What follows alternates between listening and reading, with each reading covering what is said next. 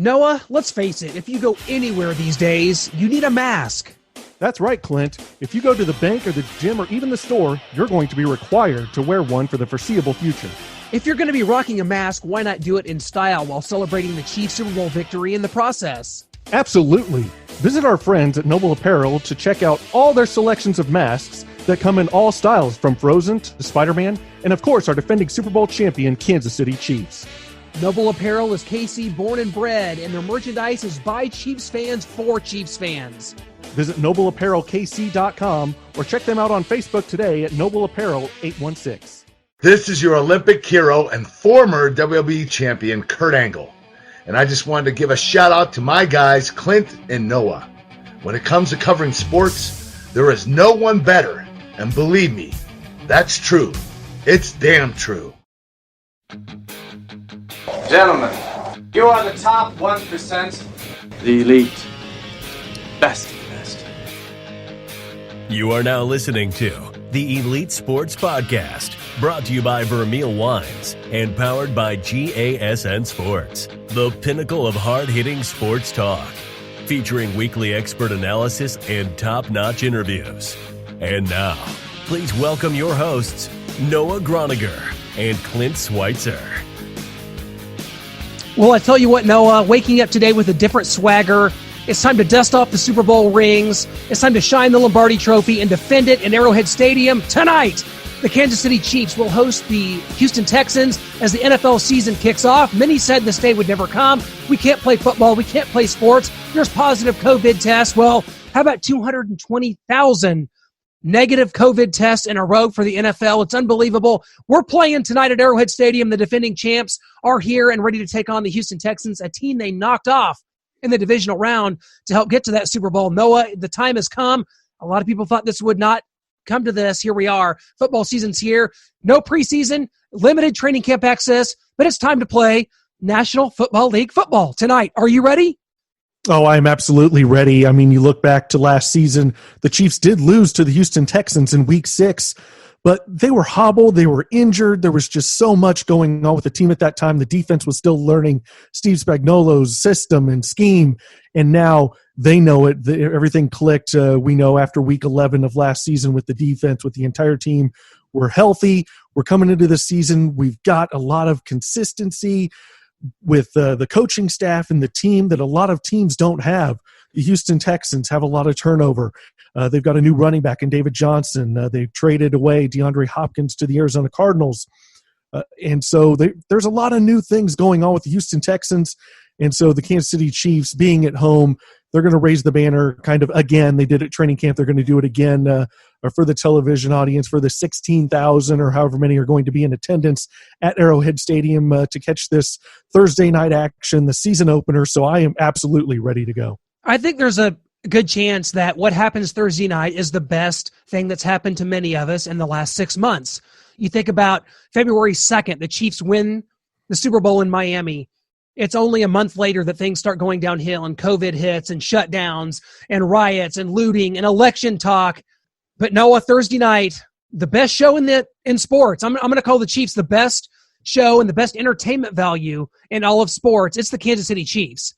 You know, I'm not always a big fan of talking about this player versus another player, rivalry starting, people trying to force Deshaun Watson into a rivalry with Patrick Mahomes or Mahomes into a rivalry with Lamar Jackson. It's very NBA to me that people are really trying to force this. People are going to be tuned in. They want to see these two guys go at it again. No Mike Pennell, no Bashaud Breeland. A problem for the Chiefs defense? Or is the real problem going to be the Houston Texans secondary, which I believe is going to have quite a time keeping up with the Chiefs' weapons once again? Vernon Hargreaves and Bradley Roby back there, I think are going to have all they can handle. And I think the Chiefs' offense is going to go up and down the field, and maybe it's going to look something like we saw in early 2018. I think that's very possible. The best entertainment going today in sports is the Kansas City Chiefs, and we're going to see it on display Thursday night. And I think that this is going to provide a ray of hope for so many people that have been so down for so long. I mean, I've been short with people. I've missed trips. I've missed concerts. I've been down. I've been kicked, and I'm tired of it. Football represents that glimmer of hope to me. We said it couldn't happen. We can't play college football. Well, you know what? We're doing it. Move the goalposts all you want. We're playing football, and it's happening tonight, and I'm so excited. I can't hide it. This Chiefs team is so paramount in my mental health. It's probably a little sad at this point. I am right there with you, my friend. And to look at this, the Texans secondary is rather weak, but so is the Chiefs right now. I mean, yes, we've got good safeties, Juan Thornhill coming back from injury, Tyrann Mathieu, the Honey Badger, even Daniel Sorensen coming back. But at corner spot, is Traverse Ward going to be able to keep growing and learning and developing into a number one corner, because we're going to rely on him a lot because we've got Rashad Fenton out there. We've got L'Jarius Sneed, a rookie. Bo Pete Keys, a rookie. Antonio Hamilton, who we got from the Giants, who's more of a special teams ace. Not really sure how he's going to do with an extended role on the defensive side of the ball at cornerback. So the Texans, they have Brandon Cooks. They have Will Fuller, Kenny Stills as well. So they've got some weapons on offense. Of course, Deshaun Watson is a great quarterback who can get things done.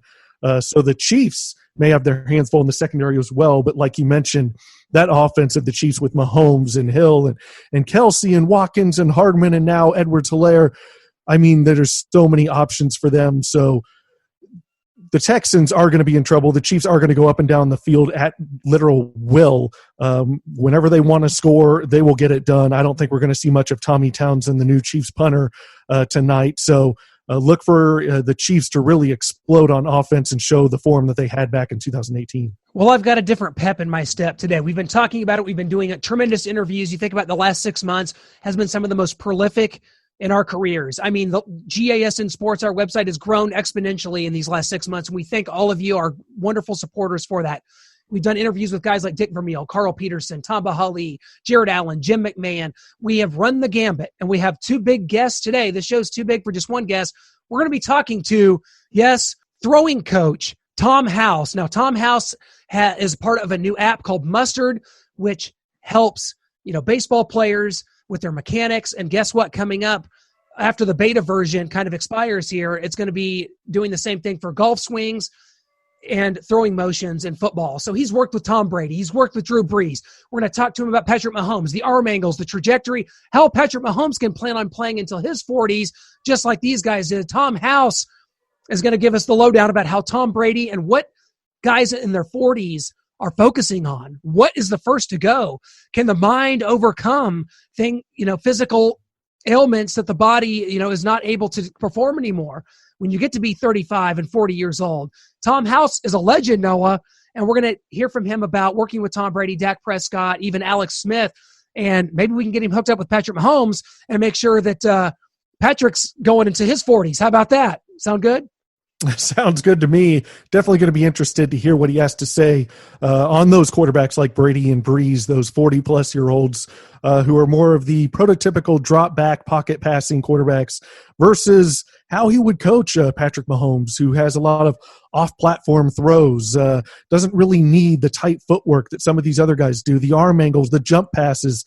So just to hear what he thinks of Patrick Mahomes and his unique style and how that differs very much so from what Tom Brady and Drew Brees are doing, especially at their advanced age right now. Well, stay tuned for this interview. Tom is a former Major League Baseball pitcher and also a coach. He is coach for the USC Trojans.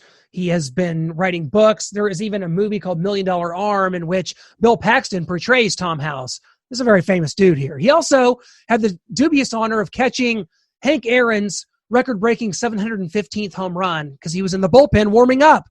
And he caught the ball and was able to present it to Henry Aaron after he went and crossed home plate. Pretty cool.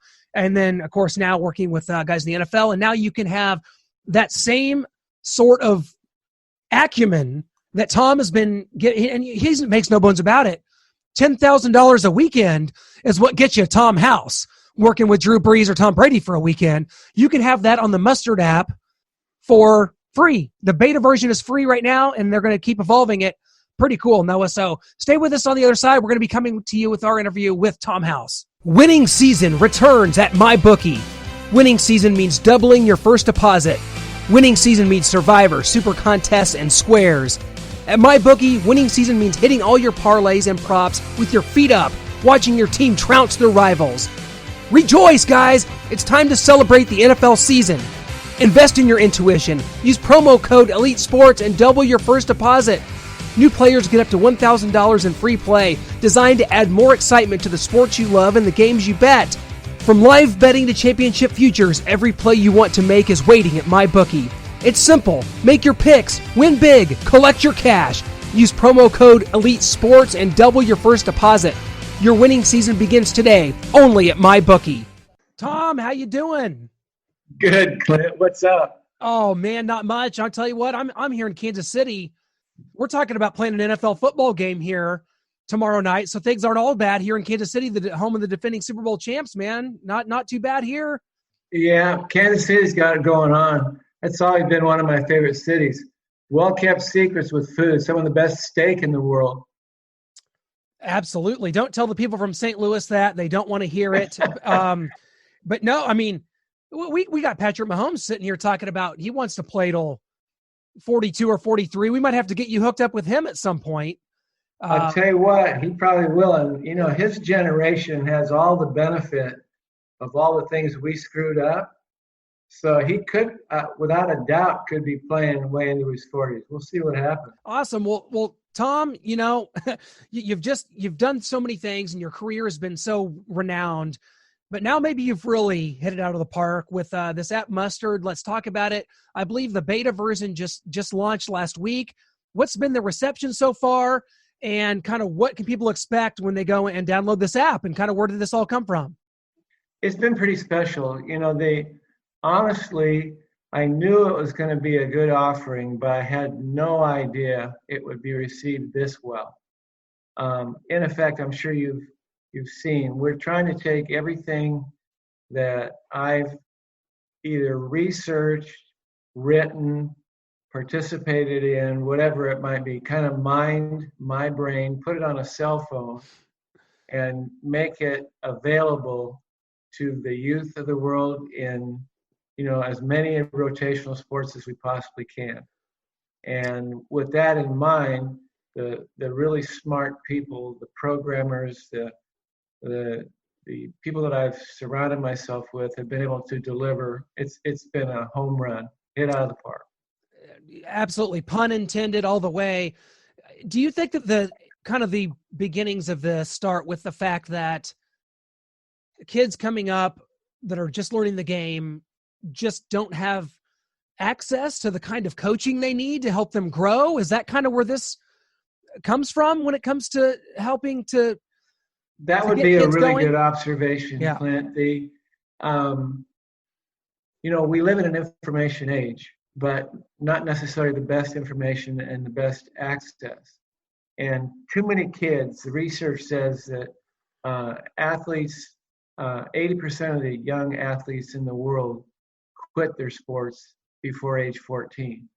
And if we could just give that group of kids, and I think Mustard's going to do it, the same information, instruction, and inspiration, mentally, physically, nutritionally, and biomechanically, that our elite guys get, the guys that come to me for $10,000 a weekend, we can put that in mom and dad's hands, and in their backyard can get the same efficacy and the same understanding. And it looks like it's going to happen that way.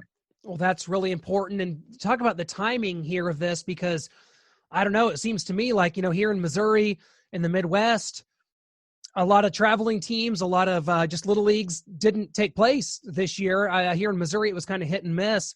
So how important, is something like this, whenever there's a downtime when it comes to training, teams aren't playing and traveling like they used to. This could be really important just for setting yourself up for the next few years in your young career. Would that be accurate? It's exactly right, Clinton. You're setting me up perfectly. That was a great question. There's different types of training. There's block training, where it's traditional, what you and I went through, where you have a coach and a bunch of kids and you're doing a bunch of stuff. There's random training, where literally you're playing sports, either team-wise or in pickup games in the neighborhood. And then there's deep training, and that's when you're doing things on your own, It goes back to, I don't know if you threw a tennis ball against a garage door like I did. You're kind of by yourself. There's no judgment about success or failure. You are dreaming, and actually your body is doing things it would do if it was out actually competing. But the learning curve when you deep train is way quicker than any other type of training that you do. And that's what Mustard will allow you to do. You can be on your own. You can identify what issues are with your movement or your strength, and you can come up with a fix, problem identification, problem solution, that you can pretty much do by yourself with no judgment involved. So you're wiring your body, you're teaching your nerves and your muscles to do things just like if you were playing, except you're all by yourself and there's nobody's booing you when you screw it up, and you don't feel bad if you do mess up. It's just a continually positive learning environment. That would go a long way for me. I can tell you that. So the beta version was made available last week, of course. Subsequent updates, though, Tom, this is where it gets really exciting for someone like me, is it's going to focus on baseball and softball hitting, and as I understand it, golf swing and quarterback throwing as well. Exactly. That's huge. So that's where I think, people can go check it out now. Go download the Mustard app, and you can start on the beta version. But how long kind of are we out from that being possible, and how exciting is that to be able to really expand this horizon? In our perfect world, we'll roll out, obviously pitching first. If you went to Team Mustard, teammstrd.com, you kind of get an idea what's going on with pitching. But right after pitching will come hitting, will come softball, will come golf. If you can throw it or hit it, Mustard will actually have an offering to help you get better at doing it. All rotational sports. So there's like one set of rules, but a million interpretations. And depending on your sport, I'm going to guess that I'm hoping in the next 18 months, the full offering for rotational sports will be out there for everybody to access. So important. I think now more than ever, the timing of this couldn't be better. So tell people what they can kind of get when they go on there. Are we talking, is there like a free version that people can kind of check out? And then there's some upgrades. What's exactly are people getting into when they download the app there, Tom? All right. I'll do the best I can here. Remember, I'm not the businessman. I'm the old coach. Sure. But from what I understand, they're going to roll it out as a free app first for a number of reasons. I think the business side of the equation, we want to get it out there for people to see. We want to make sure that we get all the beta testing and all the bugs out of it so it's pure. And then eventually it'll be a subscription offering. I don't know what the fee will be per year, but obviously whatever it does cost, it'll be minimal. Our goal from the start with the whole Mustard team was to give kids the best information possible for the least amount of money, and to fit their lives and keep them active in sports, at least through high school. The power of play. Of all you've done, of all the coaching you've done, whether it be at the baseball, whether it be working with quarterbacks, whether it be writing books, is this kind of the culmination of all the work that you've done and that you've put in? Kind of this right here kind of puts it all together, doesn't it? That's pretty impressive. It does for me. I'm sneaking up. I'm an old guy, old age and treachery in the room, plenty of wisdom. The purpose here literally was to get whatever's in my brain, good, bad, or indifferent, out there and help kids understand that sports might be the one way left in the world where you can humanize artificial intelligence and come out the other end better for the experience, not only as an athlete, but as a person. I think that's tremendous. Tom, and we got to talk a little football with you here because we talked about Patrick Mahomes at the beginning. When you see him play, I don't know that we've ever seen a player like this in NFL history that uses some of the arm angles and some of the trajectory on his throws that you see. When you see him, from all the knowledge that you have, does it just kind of boggle your mind? And obviously, this is a guy that's got a baseball background. Do you see a lot of baseball mechanics in his throwing style? Well, we figured out 25 years ago that throwing a football, throwing a baseball was the same basic stuff. And with luck of the draw, basically, they're starting to figure out that shortstops, center fielders, quarterbacks, and catchers are all the same animal. And there's like one set of rules, but a million interpretations to throw. And that's what we've identified. We got, the variables of timing, sequencing, and then what most coaches teach about balance and posture and all those various words. Quarterbacking and shortstop, same idea. Catching, quarterbacking, same thing. Swinging a bat, swinging a golf club, it's the same stuff.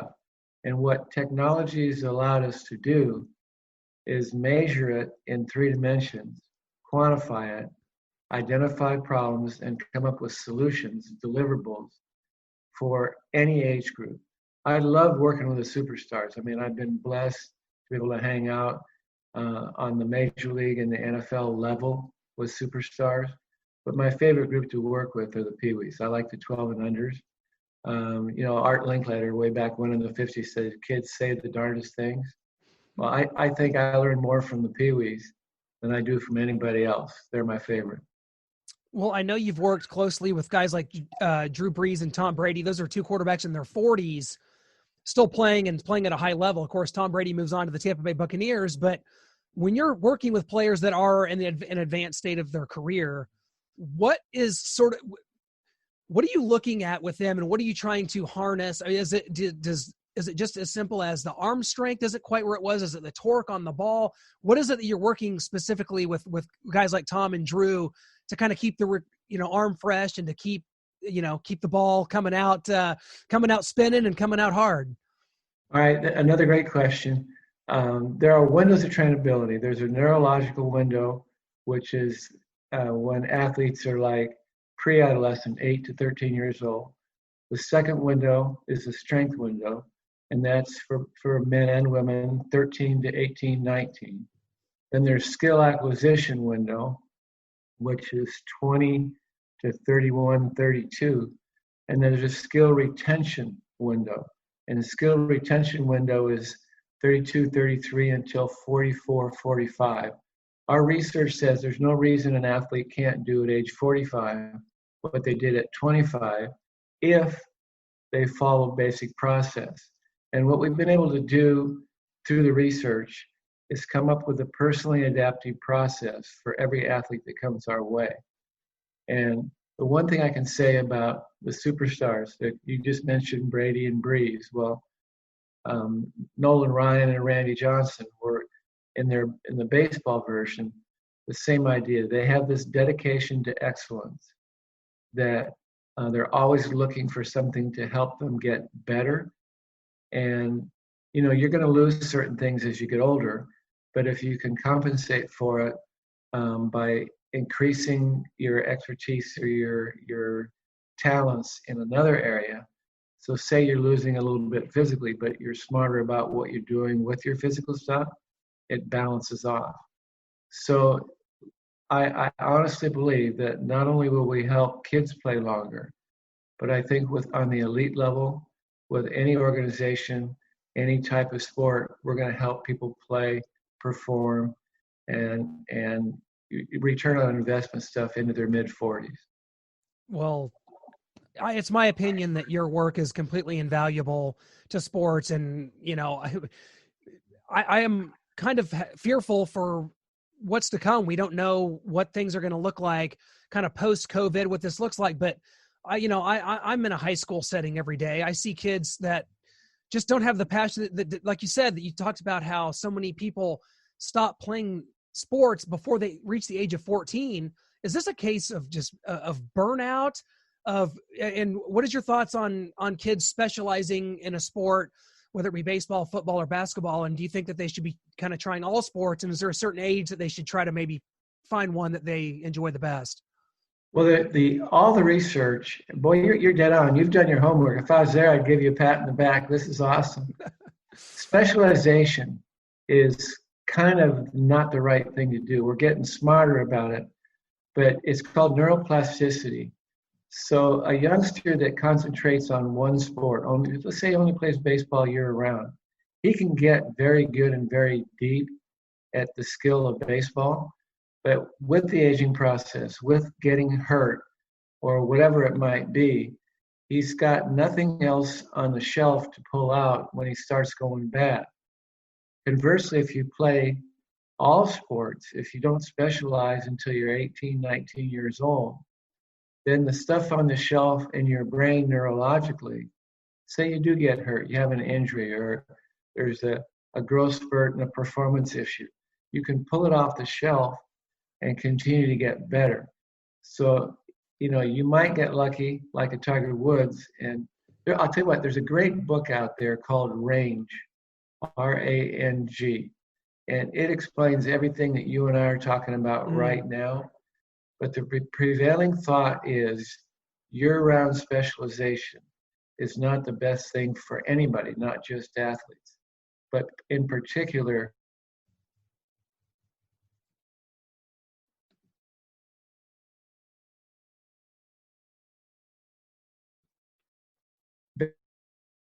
until 17 or 18 years old. Oh, that sums it up right there beautifully. I want to close with kind of a couple fun things, because you famously were in the bullpen and caught Hank Aaron's career home run baseball, 715.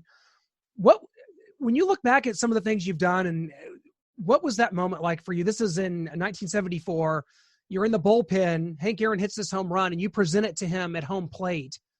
It's been 56 years ago, but what do you remember about that happening, and how important is that for you? That's a really cool deal. Clint, it's like yesterday in my mind. What's fun is that my big lie is actually a true lie. I caught Henry Aaron's 715 in the bullpen in Atlanta. It got me in the Hall of Fame. It's the highlight of my major league career. Everywhere I go, people ask about it. It was the real deal. And just briefly, the setup to that night, it was a Monday night game, was a movie all unto itself. For the first time I saw a superstar, going through all kinds of adversity. They had to have a personal bodyguard, Calvin, monitoring all his activities. He didn't get to ride the team bus. He had to get into hotels. Nobody could see. He had to be in the hotels under different names because there were death threats going on. On the plus side, everywhere he went, everything was positive. It was huge. Every stadium we went into, standing ovations. And it all culminated, Al Downing, I think it was a 3-1 count, fastball or some kind of an off-speed pitch out over the plate. Home run, right to left center where I was standing behind the fence in the bullpen. I think if I would have stood still, it would have hit me right in the forehead. I caught it, ran it in, gave it to him at home plate. He was hugging his mother, tears in their eyes, kind of a lifesaver moment. It was totally cool. And the things you don't hear about, Sammy Davis Jr., who I don't know if you're old enough to remember who he was, but he was certainly an entertainer. And he was friends with Henry. He came through the locker room before the game, said, "Hey, look, anybody catches the ball, if you'll give it to me, I'll give you $25,000. I'll use the ball in my show out in Las Vegas, make Henry come out, and I'll give it back to him." So everybody knew that the ball itself was going to be worth something in the vicinity of $25,000. And everybody said, "Well, why didn't you keep the ball and get the $25,000?" Well, what people don't realize, every ball had a little marking on it that you held under the ultraviolet light. So they knew what ball would be what, how, and when. So I gave it to him and got pushed out of the way, and it was a big night. But then fans started sending, I don't say this very often, but I started getting little notes And in every note, there was like a check for $5 or a dollar bill. And as it turned out, I bet you I made $3,000 or $4,000 at a time when minimum salary for baseball was about $14,000, and it was. So I guess the point I'm making is the everyday fan of sports are off the charts wonderful, and to send something in the mail to me, I still get cards to sign and notes of people saying they appreciate and love this and love that. So on my end, the reward for being at the right place at the right time is way more than I thought it would be. Well, I think the work you've done is tremendous. It's been an unbelievable career, and you're still helping people in so many ways. And the way they need it right now definitely is the app and its mustard. We can't thank you enough, Tom. This has been a true pleasure. Excited to see how this NFL season gets going. We're just, around here, anything that brings us some semblance of normalcy, we're all for it. So can't wait to see how the baseball season finishes up, and certainly how the football season gets going. So we can't wait for that, and we hope everyone will check out the Mustard app. It is truly vital, and it is tremendous. Tom, thank you so much. It's been an honor. Thank you, Clint. Same on my end. All right, and good luck with the football. You guys deserve it. Tom, breaking it down for us, Noah. He is as tuned in to the human body and even the mental side of the game. No wonder guys like Tom Brady and Drew Brees are still playing into their 40s. We hope Patrick Mahomes can do the same. We heard him talk about Mahomes and, just the arm angles, and that how throwing a baseball and throwing a football is the exact same motion. And he learned that at an early age, and that's what kind of got him into football and coaching quarterbacks as well. So really cool. We also have coming up an interview with Leonard Marshall, one of the great defensive players in New York Giants history. He may be the greatest, if not for a little guy named Lawrence Taylor out there, but he was his running mate for years, two-time Pro Bowler, and of course Super Bowl champion for the New York Giants, played his college football at LSU. Leonard Marshall, this is going to be a pleasure. Great guy, and we had this in the can for a while. We want to bring this out for you guys here on the podcast. It's going to be great. Leonard Marshall, a true great, should be on the Giants Ring of Honor, right? 83.5 career sacks, 714 tackles. Is that not enough? It should absolutely be enough. I don't know what kind of politics are going around there with the New York Giants football team and ownership and kind of their relationship with Leonard Marshall, or what's the holdup.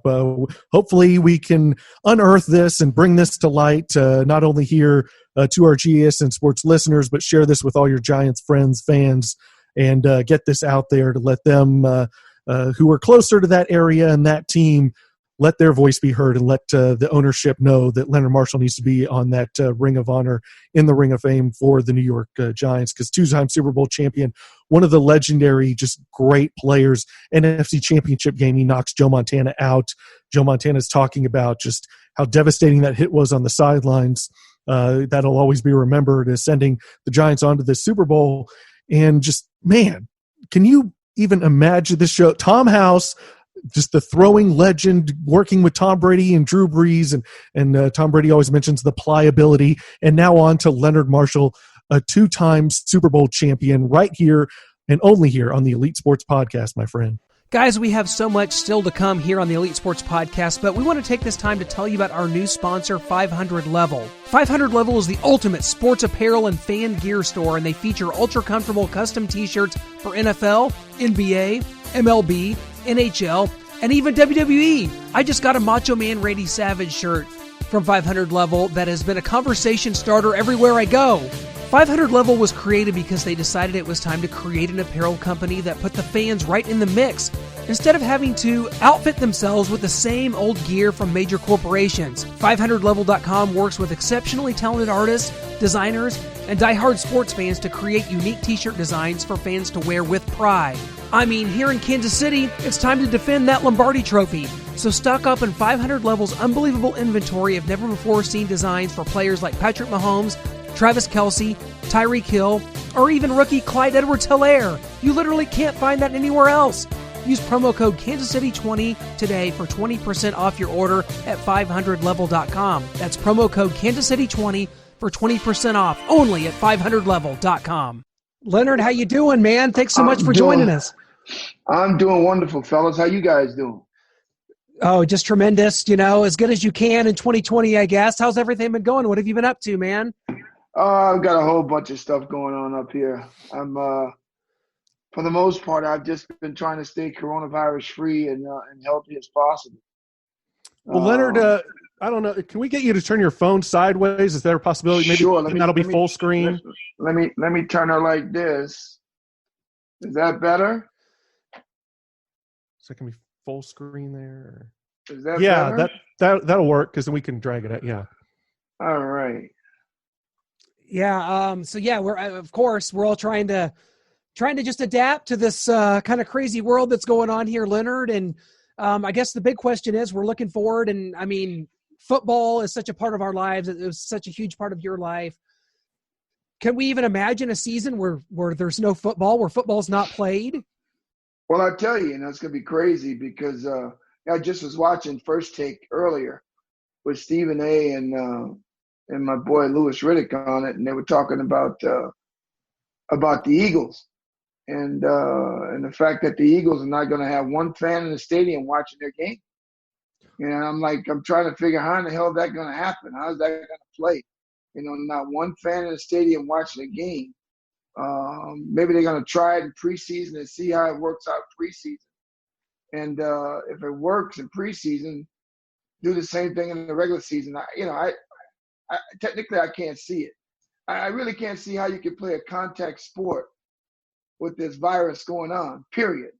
Whether you're playing baseball, football, basketball, or any team sport right now, during this epidemic, how you're really going to be able to be successful performing in this epidemic, subconsciously performing in this epidemic. I mean, you're going to be worrying about, do I touch a guy? Do I tackle a guy? What if I engage with a guy and his sweat hits me in the mouth and the face and the eye, my hands, I'm a lineman.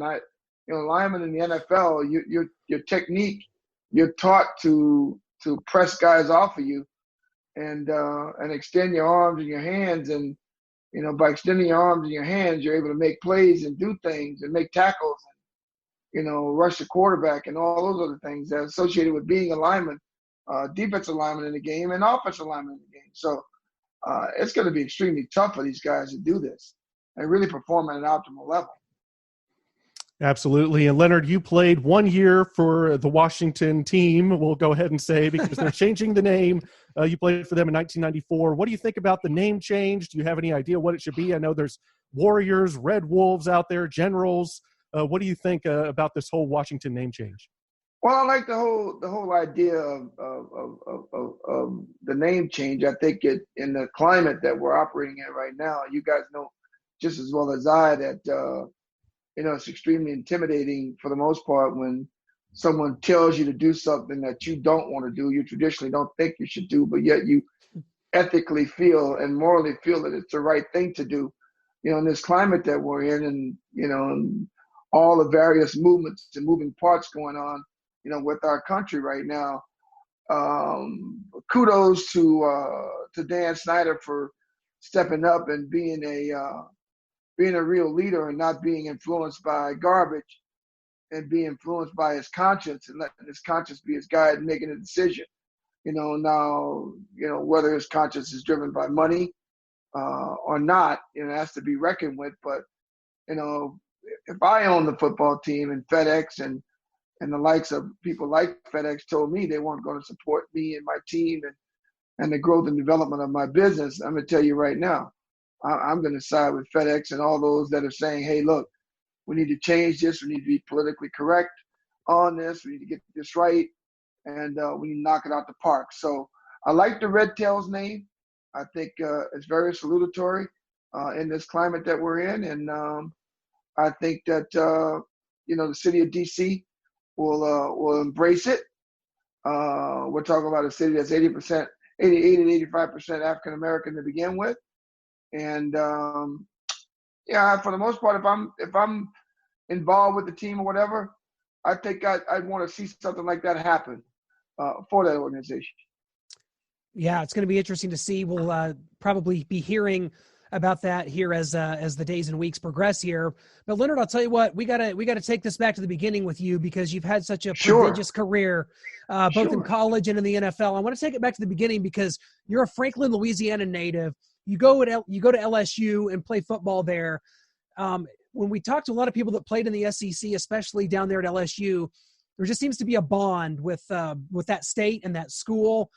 Was it as simple as, you grow up in Franklin, LSU's the state school, as to why you attended LSU? Kind of take us back to that process and what it was like for you as you were going into college there, why you chose LSU inevitably.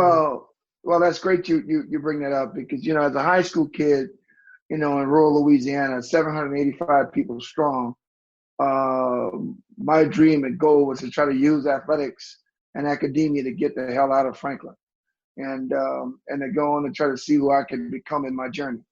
So I didn't care where I went to school, more or less, as long as I went to a decent school. I got a chance to play on TV, so my parents could watch me do that, and I got a quality education in the process. Whether I was able to achieve my dream and goal, which is to play in the National Football League, which was my thing since I was 9 years old, that was extremely questionable. I mean, you're only one football player away from an injury that could be career-ending to begin with. So being recruited in high school, and heavily recruited, the likes of Alabama, the likes of Texas A&M, University of Oklahoma, University of Southern California, and Tulane University, and places like that, were all offered to me. However, that guy with that toothpick in his mouth and that hat cocked to the side, Charlie McClendon, won my parents over and said, why let this kid go out of the state of Louisiana and take his talent somewhere else? When in fact, we want players like Leonard Marshall to attend our university. We want to help him graduate from school and represent our state. So, being that we were one of the last 2 to 3 teams in the SEC to don a black football player in the early 1970s, that kind of bothered me a little bit. However, I didn't let it overcome my decision, which was to stay in Louisiana, have a chance and a shot at pro football. If it didn't work out for me, be able to get a great job, work in the hotel, hospitality management services industry, which New Orleans is all about, and build a career there and hopefully have a family. So, I think I made the right decision at the end of the day. It would have been nice to play at Grambling. It would have been nice to play at Southern, 2 historical black colleges with strong leadership and great football coaches during that era. But I really wanted to play on TV, and LSU offered me that and afforded me the luxury of my parents being able to come and watch me play on Saturday night. So it was great. Well, it did work out for you, Leonard. During your senior year, you were named defensive MVP. You were a big key factor in a victory over Alabama, prompting Coach Bear Bryant to state his regret after the game for not being able to successfully recruit you. So talk about that big win against Alabama and then the quote from Bear Bryant. Well, I think the real big thing with that football game against the University of Alabama, we were a team to be reckoned with that football season. We were number 1 ranked defense in the country for 8 to 9 weeks in the country. And we beat 2 of the top 5 teams in the country that year, until we had a little bit of a fumble and tied a football game against Reggie White and Willie Galt and the Tennessee Volunteers, which kind of set us back as a football team, but yet we rebounded. We came back, we beat Ole Miss. We turned around and, we crap in our hand and lose to Mississippi State and then lose to Tulane at the end of the year. So we really wanted to end the season with a bang and getting a chance to play Florida State and going on and playing in the Orange Bowl and playing Nebraska and playing them tough and playing them close. I really thought we should have beat that football team. But I was real proud of our guys. I was real proud of Coach Stovall and his staff because, he let the players be the players, and we let him coach the football game the way he wanted to coach it. We trusted him. We believed in him. He was a great leader. Today, we have a much better relationship than we had back in college, when I didn't really fully understand what he wanted and what he was trying to get to, but yet I embraced it and I loved it. And I was part of the system and made the system work for me and work for my teammates. And I think it's that leadership that helped our team be strong in 1982. And one of the things that when you look for an MVP of a team, you look for a most valuable player, but you're looking for a most valuable person. And a guy who provides such leadership in your locker room that is never questioned, players are never in doubt, and they will go to war with you no matter how big or how deep the foxhole is.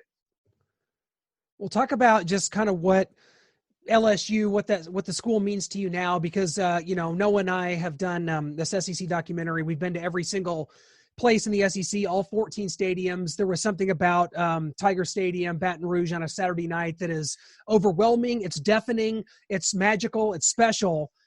Talk about just kind of what the school, what LSU kind of means to you. And now that you're, can step back from it, how crazy it is there, the environment and what it's like there during a game on a Saturday night. Oh, I tell you, it's so beautiful. The thing that really hooked me when I went to LSU, I never got a chance to go to a live football game in Alabama or Oklahoma because I was really in school, a 17-year-old kid in high school just trying to make it through and do all the right things. So, but I got a chance to do LSU, and I got a chance to really see them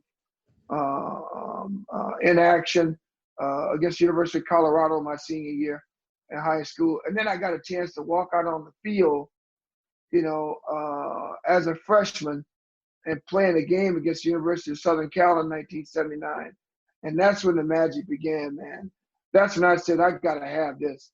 I got to have this, and I got to have this week in and week out. And whatever I got to do to make sure I'm one of the guys that gets a chance to feel this on a Saturday night, I got to have it. And I fought my ass off to make sure from the time I got there to the time I left that I was one of the guys that, I memorialized the position that I played at LSU. I played for an outstanding defensive line coach in Pete Jenkins. I played for one hell of a staff with Bobby Morrison and Greg Williams and Bishop Harris and the likes of Pete Jenkins and some of the other guys who actually pulled us along. And the beauty of it, my teammates were core and key to all of that. Albert Richardson, Ramsey Darter, Billy Elko, Tim Joyner, a kid from Baton Rouge who came there as a skinny kid and left as a buffed outside linebacker.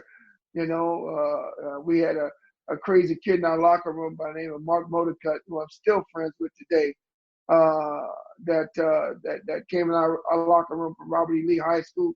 We just had some great kids, man, at a great time. And it's a time and moment in my life I'll never forget. Right now I serve on the diversity board at the university. I work with Dr. Derek Rivaris and 24 other members as diversity members and trying to do diversity and inclusion work to recruit the minority student and the minority student athlete. So it's a beautiful thing what we're doing. It's a beautiful thing that LSU has become. Kudos to F. King Alexander and his staff who created such a culture at that place, and the people that now lead it on. From the football coaches to the baseball coaches to the basketball coaches to everyone in athletics and academia at LSU. It's kudos to those people for doing what they do and keeping the kids alert and active and informed of what's available, what's offered, and the opportunities that exist outside of Louisiana State University.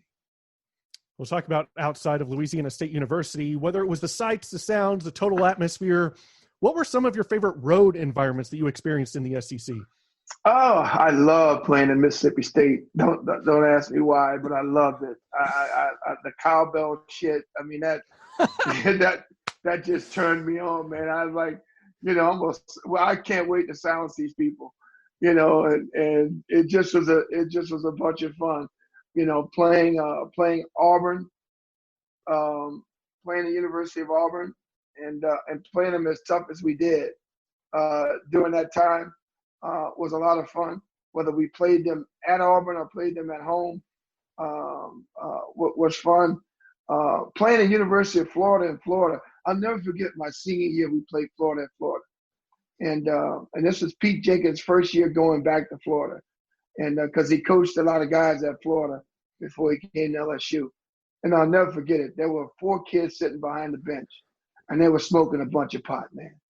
I mean, they must have had a pound of the stuff because they just kept lighting up and lighting up and lighting up. And by halftime, I run off the field, and I'm going over to see Coach Jenkins. And Coach Jenkins is stoned out of his mind, and his eyes are all glossy. And I'm saying, Coach, you all right? He goes, I don't know what they're doing behind me, but I'm going to tell you right now, I'm kind of gassed from this stuff. He was completely smashed from all the marijuana that was being smoked right by behind the bench. Oh my gosh. We went in the locker room laughing our heads off. All the guys just went in the locker room laughing our heads off. It was the most fun, man, I've ever experienced at a place to play. Well, the SEC slogan, Leonard, is it just means more. There wasn't a lot of pro sports in the South, back in the day, and back in, especially obviously in states like Mississippi and Alabama, where there were no pro football. I mean, just talk about what football kind of means to the South and why there's this special bond kind of with football in that area of the country. Well, it's a struggle. Football is the most identifiable game, I think, to the struggle that most Louisianians, Mississippians, Alabamans, Georgians, Floridians, Texans, people in the South. It's probably the most idealized, identified sport that's all about the struggle for land and opportunity. And it's one guy pushing, another guy pulling, one guy pushing, another guy pulling. And it's for 60 minutes, and it's grown men, and it's, and there's a ball involved, and it's about competition and, who can stick their chest out the longest, the hardest, and continue to pound and pound and pound. So, it was a different era of life growing up in the South versus in the Northeast or in the Northwest or even in the central part of the country. I think the only other place that sort of reminds you of Southern football is probably the Midwest and the league called the Big Eight, which is played between Oklahoma, Nebraska, SMU, Texas, and schools like that. I tell you, the competition was stiff.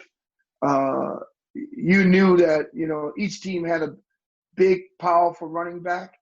And you can go back as far back as 1978 when Charles Alexander was our running back at LSU. Every year, somebody had a big, powerful running back that either was in the first 3 rounds of the NFL draft or somewhere right behind that. And I mean, everybody had one. Florida had one. Georgia had one. Tennessee had one.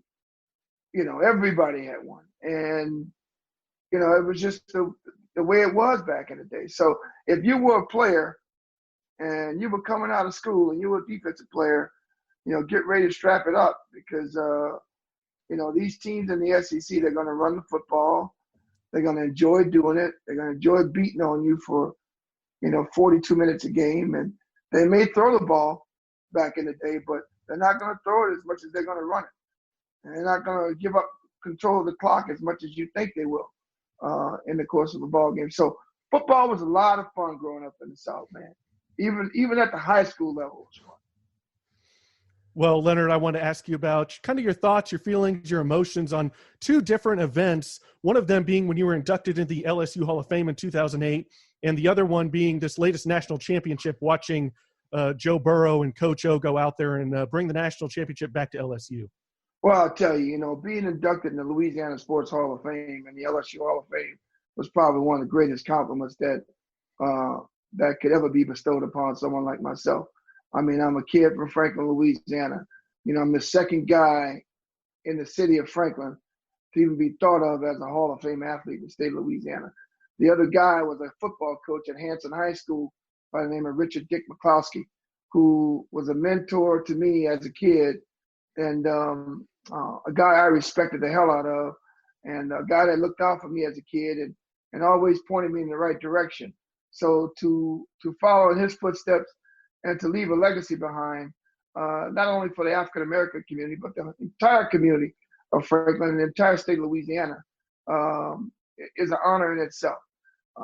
To then turn around and go on and leave that legacy, come to New York, win 2 championships, go back to Louisiana, become celebrated on a whole different level, and let the kids see what it's like to be successful in doing what I do and love, and what I loved as a kid, and to play a kids game for King's Ransom for 12 years and love doing it. It speaks volume. And I guess I could look at it as it's the reason why the athletes in Louisiana now are bigger, faster, stronger, and more competitive. And that was indicative of this season when you watch the LSU Tiger football team. I mean, you watch the offensive line at LSU, they average 6'5", they average 310 pounds. You watch the defensive line, they average 6'3", they average 305, 315 pounds. And, these kids can play football now. These kids can play football. And the greatest thing that happened, I think, to LSU for the last 2 years is when Joe Burrow arrived, and I watched the kid play in the offseason. I was down there for a spring football game, and I watched him play. And I'll never forget it. I tapped my friend Sam Nader, and I said to Sam, looks like we got ourselves a quarterback now, buddy. Because it almost felt like the unveiling of watching. You remember the movie Remember the Titans when the kid Sunshine took the field? Yeah. That's kind of the way. It's kind of the way I thought of Joe Burrow when I saw him take the field, and he lit it up this year, man. My wife has become a big LSU Tiger fan, and I usually take her down to 1 or 2 games a year. In particular, Alabama LSU or Auburn LSU, and she watched gracefully this year and watched him light it up, and she was so proud to see him receive the Heisman and all the accolades he received, and for him and his family and everything else, and to watch Coach O and watch him, evolve into the person he became and what the team became, and the way he put the team in the state of Louisiana on his shoulders, man, was, I got to tell you, I'm just so proud of the program and the people down there for what they've done and what they've overcome. Oh, that's very well said. And of course, I want to take it back to 1983 when you're drafted by the New York Giants, 37th overall. Of course, 1983 is one of the more famous drafts in NFL history. You had the John Elway situation going on, Dan Marino, and Jim Kelly, the quarterback carousel that kind of went on in that draft. You go 37th overall in the second round of the Giants, but this draft was one of the first ones that was actually televised nationally. There was a lot of press about this draft, and you were involved in that. What are your memories of that draft and being taken by the Giants, and kind of what your feelings were on being taken by New York at that time? Well, my memories were I was mad as hell when Ken O'Brien and Tony Eason announced that they're going to come out in the draft. I'm like, you got to be kidding me, because at the time I was talking to 4 or 5 teams that was talking to me about being a first-round selection. And here I am, the 4th defensive lineman taking the draft, behind Jim Jeffcoat, Gabe Rivera, and Mike Pitts from Alabama. And I'm taken in the second round, which cost me $1 million. I'm mad as hell that day, But the beauty of it was I got a chance to play for a great football coach in Bill Parcells.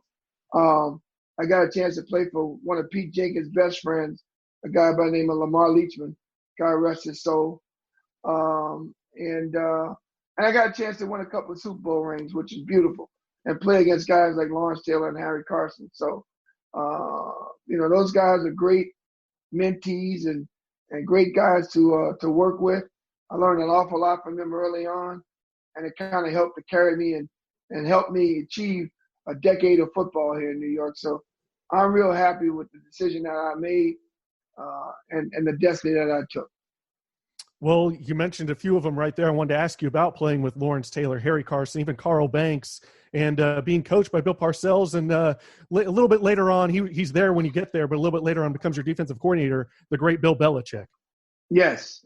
Well, that guy, I'm telling you right now, that guy is probably the greatest football mind I've ever been around in my lifetime. I mean, I can't speak. The words cannot convey how much respect, love, adoration, and just, sincere gratitude that I share for Bill Belichick. I mean, we don't talk as much. We speak to each other as often as we can. We speak through a mutual friend who's a writer with the New England Patriots. And every guy he's drafted and every guy that's played for him that's come out of LSU, he always refers to, our years of working together when I was young, and the way I took to liking him and his coaching style, and the work that I put in and the work that he expected of them. And he'd tell them, you guys got a hell of a measure stick in front of you, because Leonard was a hell of a football player for me, and a great one. And I'll never forget meeting Jarvis Green in Baton Rouge at a game. And Jarvis, having played for him as a Super Bowl winner, Jarvis said to him, the first things came out of his mouth was, can you play like Big Cheese? Can you play like, number 97 at LSU? And number 70 as a New York Giant? And if you can't, then I need to go back down there and find me another guy.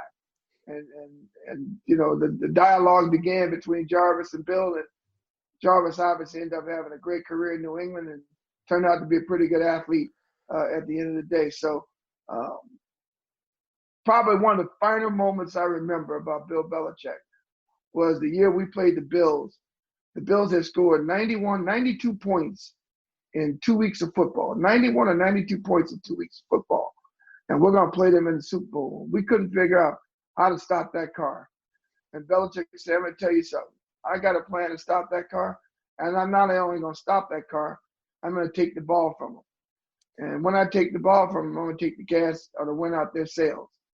And sure enough, we did it with 2 defensive linemen, myself and Eric Howard, 5 linebackers, and 4 defensive backs. And every time the receivers put their hands up to catch a football, they got hit from every angle you could think of. And the final score of that game was 20-19, with us winning the Super Bowl. So I tell everybody, you want a guy, you want to play for a great guy who not only knows how to win, but prepares you to win, and he starts the preparation from Monday.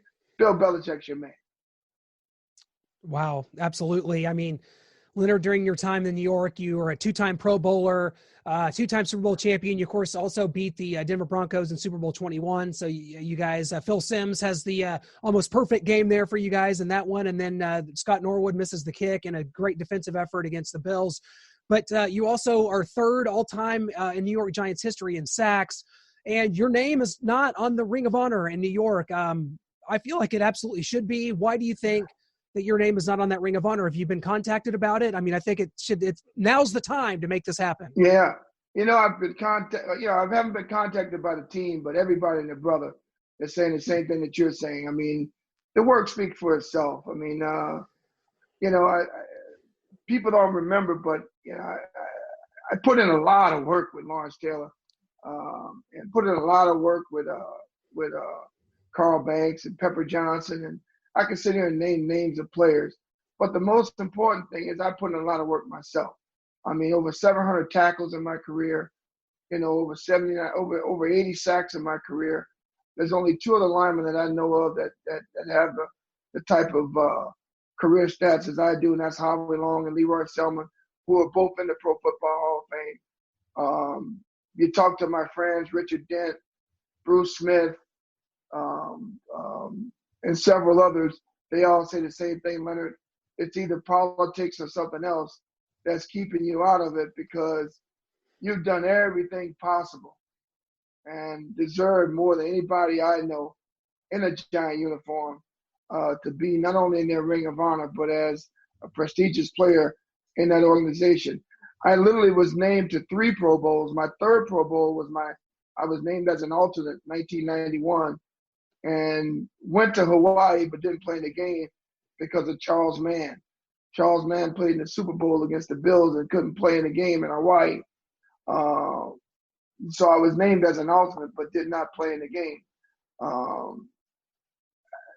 Does that have something to do with it? I don't know.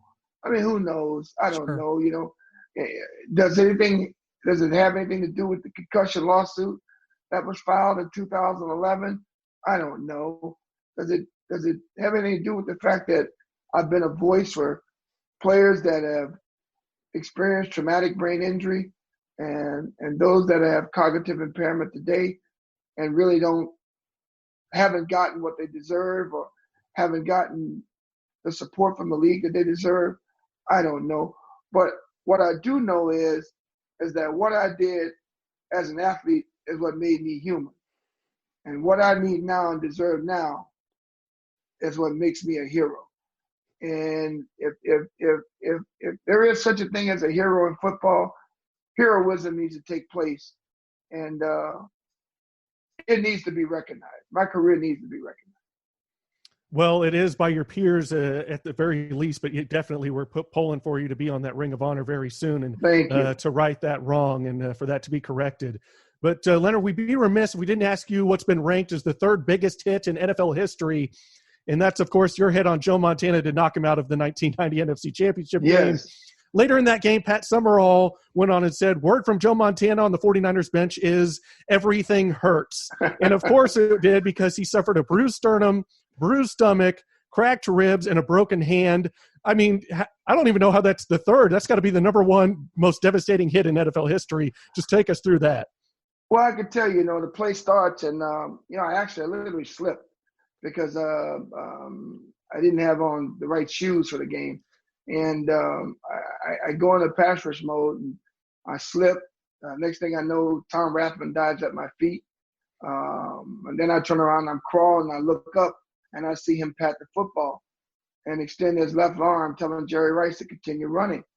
And as I got up, something said, Leonard, if you don't leave your feet, he's going to release this ball and it's going to be a touchdown. And I leave my feet, and next thing you know, it's lights out Irene. I mean, I separate him from the ball.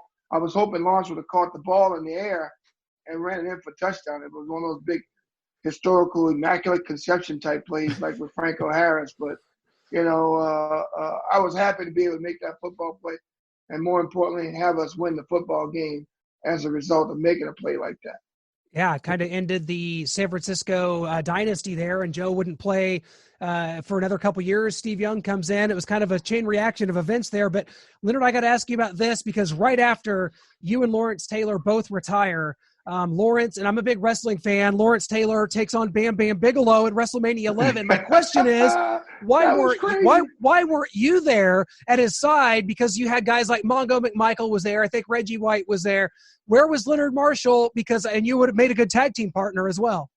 Well, I was watching on TV, to be honest with you, because at that time I didn't think much of the sport, and I should have thought much more of it because it was a marketing opportunity. So I really should have attended it.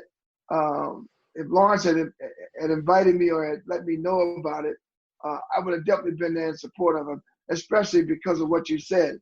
Those guys had McMichael and Dan Hampton and maybe Richard Denton, some other guys there, I should have really been there. There wasn't a better tag team partner that Lawrence could have asked for than me for being there. So, it's crazy, but, he did some crazy things, man, after football. And, that's who he was. That's who Lawrence was. And it was the beauty behind it was, dressing next to the guy for 10 seasons and playing opposite the guy for 10 seasons. I really got a chance to get to know the psyche and the man himself, which was Lawrence Taylor, and not what the fans called LT.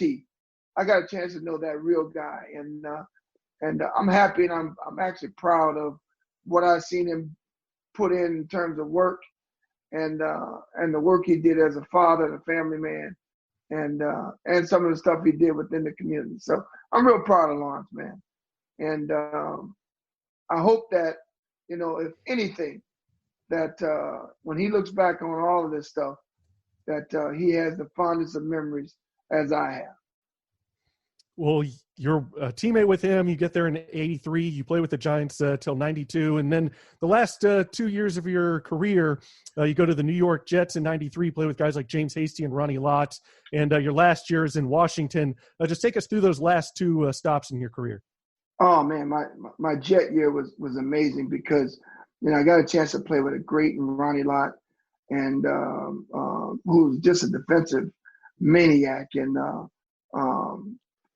strong character guy, great leader in the locker room, great leader on the field, not only a good game player, but a great practice player, and a guy who I bonded with and showed nothing but the utmost respect for from the day that we both arrived there.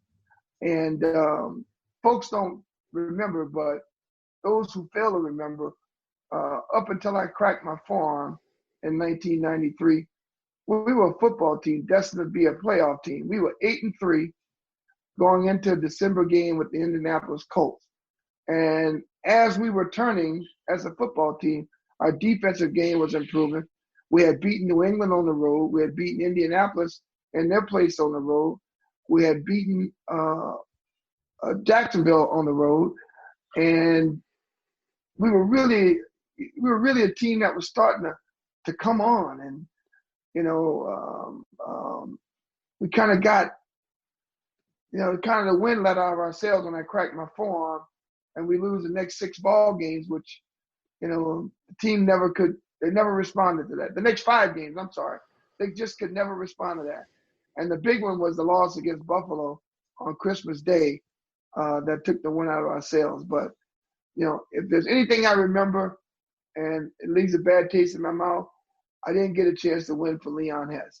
I really wanted to win for that guy because I thought that he put enough into the football organization that he deserved to win. And I respected Mr. Hess wholeheartedly. Well, absolutely. I tell you what, Leonard, it's been a tremendous career. We could go on with you for a lot longer than this. It's so interesting to hear your perspective, and we just grew up watching you play. You are just truly tremendous and even a better human being, my friend. It was just so good to meet you virtually here on Zoom. This is so cool. Thanks so much for hopping on with us, man. We hope we can keep in contact, and we just appreciate it so much. Noah and Clint, I appreciate you guys. I thank you to all you LSU fans. I love you. Keep rooting for the purple and gold. And, hey, live purple and love gold, baby. Love it. Absolutely. It was an absolute honor, Leonard. And we're going to get you on that Ring of Honor. We're going to make a push for this. And you're going to be on that Giants Ring of Honor before you know it, my friend. I can't wait. Thank you, sir. Thank you, fellas. That was tremendous hearing from Leonard Marshall. Hope you guys enjoyed that. Also from Tom House. Again, the app is called Mustard. Download it if you got a kid that's playing Little League, that's had some time off, that maybe their traveling team didn't play. Download this app. It's really going to give them, a heads up. It's really great stuff. Tom House, the work he's done, he's absolutely just world-renowned at what he does. There's no one better in the world. So that was tremendous. Leonard Marshall, one of the great New York Giants in history. We're trying to get him into the Ring of Honor there in New York. We certainly hope it happens. And not only that, we're going to leave you guys with this. We have NFL football tonight. We previewed it in the first segment. Chiefs and Texans is coming up tonight. The rest of the league will follow suit this Sunday. There is something about this, Noah. Now, it doesn't feel 100% right. We know that when you turn the TV on, it's going to look a little different. I believe there's going to be a stealth bomber flyover. There's only going to be 16,000 people down there. So if there's an aerial view, whatever we look down on is not going to look like the Arrowhead Stadium we know. It's going to take me a minute to get past that. It's going to take me a while to get past that when I look at the rest of the league. We had Brandon Flowers on this show last week that said, man, I don't know. When you have no fans in the stands, it's just a different dynamic because these players are so driven by adrenaline that it's going to be difficult. It's going to be different. It's going to take some getting used to. But you know what? Football's happening. We didn't think it was. College football, we had a slate of action last week. I mean, who didn't watch BYU pound Navy into the ground? Or Marshall take out Eastern Kentucky. Hey, college football is back too. We didn't think that was possible. Glimmer of hope. Is this world coming back? Are we going to be okay, Noah? Does this mean better times are ahead? I think it only has to. The Big Ten's trying to get back into action earlier than they said. Maybe not spring football. Can we get back in November, please? Someone let us. We made a horrible decision. So, yeah, football's back. We've got some college football action that we've already seen.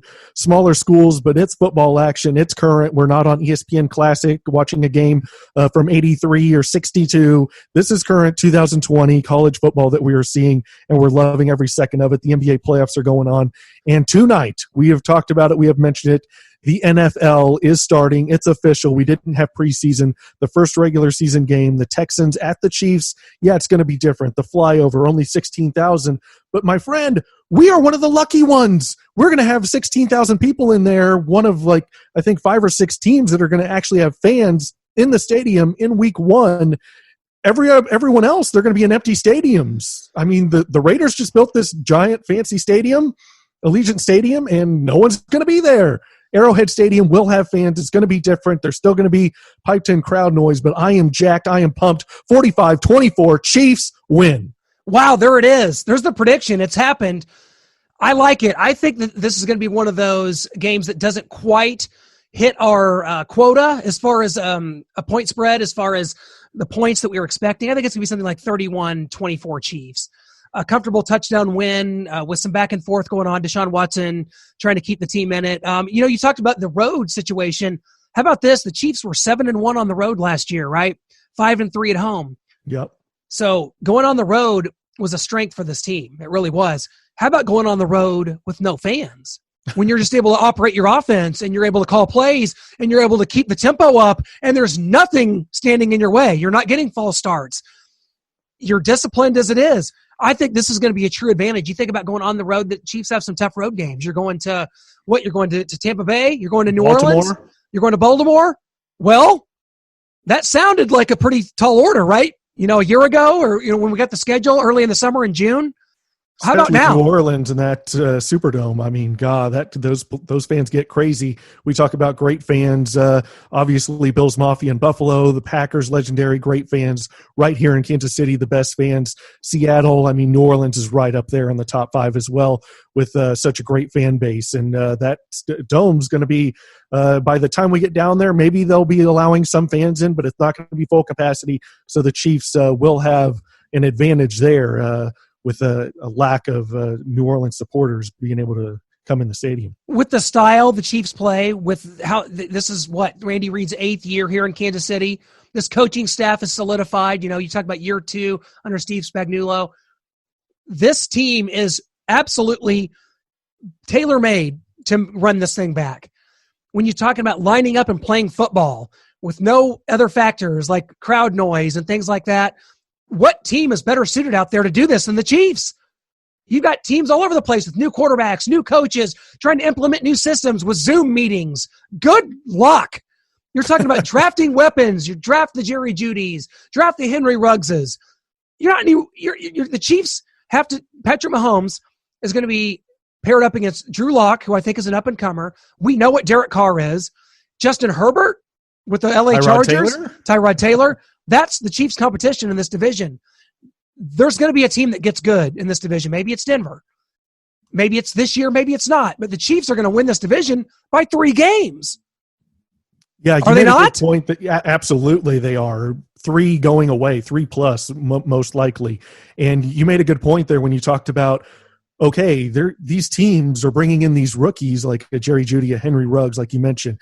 And they're relying on them. It's not like, okay, we have another guy. If Jerry Jeudy is slow coming along, it's fine. No, the Broncos need him to hit from week 1 going on if they want a chance to even remotely keep pace or maybe get one of those 7 playoff spots that are now available in 2020 in the AFC. So it's going to be interesting, and that was a good point that you made, that these rookies – now, the Chiefs are relying on Clyde Edwards-Helaire, but they always tell us that one of the easiest positions to come in as a rookie and play and make a big impact right away is running back. Receiver takes a lot more time to get used to the jam and running the routes and being on the same page with the quarterbacks. And when you're in Zoom meetings, you don't have any preseason. Like you said, good luck. Hey, you guys know this. We want to thank our sponsors before we go because it's been huge. We have grown so much. We are welcoming sponsors. We have several great ones this week and on into the future. This is so great. But definitely go to mybookie.ag. We hear all these predictions. We just made some. Go to mybookie.ag, lay your money down. Go win some money. The Chiefs are going to win this game. They're going to run the Texans out of town. So go make some money on it. You know what's going to happen. Go do it. Our friends at Noble Apparel, my God, we talked about how much you need. You need a mask. Our guy Tarek, the best in the business. He's the best in Kansas City. Go to nobleapparelkc.com. Pick up some stuff from our good friend Tarek and Noble Apparel. You already know 500 level. It's my favorite t-shirt brand going today. No, I'm stocking up all the WWE, all the Chief stuff, I've got some like a Sean Kemp shirt from the Seattle Supersonics back in the day. They got it all. Custom stuff. It's great. And of course, our friends at Vermeil Wines, the best wine. It's kept me going through freaking COVID, okay? Those are our sponsors. Visit them all. We appreciate it, guys. GASNsports.com. That is the website. Again, you can subscribe to this podcast, Apple Podcast, Google Podcast, Stitcher, or Spotify. We always appreciate you supporting us. Hit us up on social media. And at almost made that. Leave us a star rating. Leave us a review. It's what keeps us going. Thank you so much for visiting. Thank you so much for listening to the Elite Sports Podcast. We will be back next week talking about week 2 of the NFL, and we'll be setting the scene for some more college football that's going to be kicking off. We got Big 12 starting this week. So, hey, things are looking up, guys. The world's not a bad place. Let's make it work. Let's see this thing through, and let's hope we all get through this safe and sound. Thank you guys so much. Bring a spectacular piece of Napa Valley right to your doorstep today with Vermeil Wines. Former legendary Chiefs and NFL coach Dick Vermeil started Vermeil Wines back in 1999, but his undying devotion to bringing a taste of Napa Valley to the masses actually goes back generations. Well, you know, it started as a hobby of making 150 to 200 cases of Cabernet, Jean-Louis Vermeil Cabernet, my dad's name and my great-grandfather's name. Vermeil wines are grown in Coach Vermeil's hometown of Calistoga, California, at the top of Napa Valley, where the vineyards are over 100 years old. Browse all the signature wine options or become an official member today at vermeilwines.com. Choose from 3, 6, or 12 bottles and enjoy a 15% savings with shipments each February, May, and September. You'll also get access to exclusive offerings and events such as virtual wine tastings with Coach Vermeil himself, as well as member-only wines. Try the Signature Club where you get 1 case per year, a 20% savings, 4 bottles of each Cabernet. These are the highest rated wines at $1 shipping all year. To join, visit vermeilwines.com now or call 707-254-9881. Use promo code ELITE for $1 shipping on 3+ bottles of wine. This will also apply to your first wine club order if you mention ELITE at sign up.